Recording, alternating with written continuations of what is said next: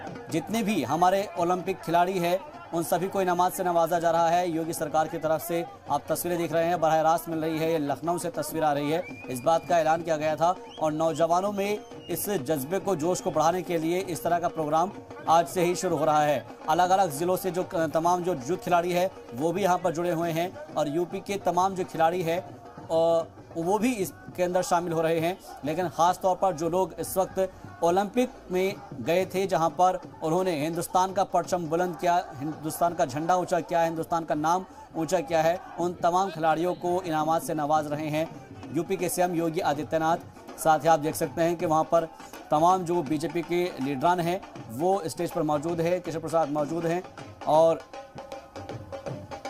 इसके अलावा जो और भी लीडर हैं वो भी यहाँ पर मौजूद है। खासतौर पर सीएम योगी आदित्यनाथ ने इस बात को लेकर पहले ही ऐलान किया था कि आज यानी कि 19 तारीख को उन तमाम खिलाड़ियों को सम्मानित किया जाएगा, उनको इनामात से नवाजा जाएगा, उनको सरफराज किया जाएगा एजाज से, जो लोग हिंदुस्तान का नाम ऊंचा करके आए हैं। और आज ही वो तारीख है जब जिस तरीके से जो तमाम नौजवान जो खेल की तरफ राग़िब होना चाहते हैं उनके लिए भी जो है एक नई घोषणा भी हो सकती है।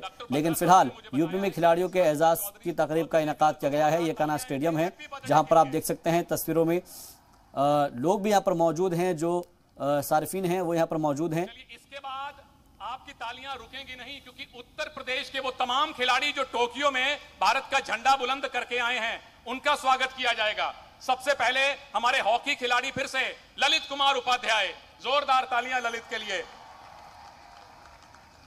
और मुझे याद है पहली बार मैंने ललित को लखनऊ में ही देखा था, जो कुर्सी रोड में स्टेडियम है वहां ये खेल रहे थे और इनको देख के सीधा शाहिद साहब की याद आई थी।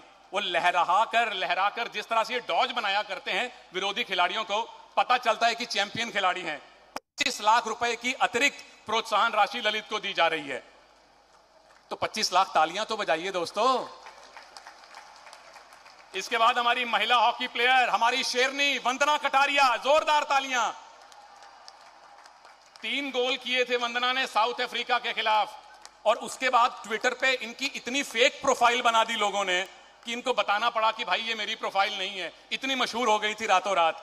1 गोल ब्रॉन्ज मेडल मैच में भी किया था। 25 लाख रुपए वंदना कटारिया के लिए भी।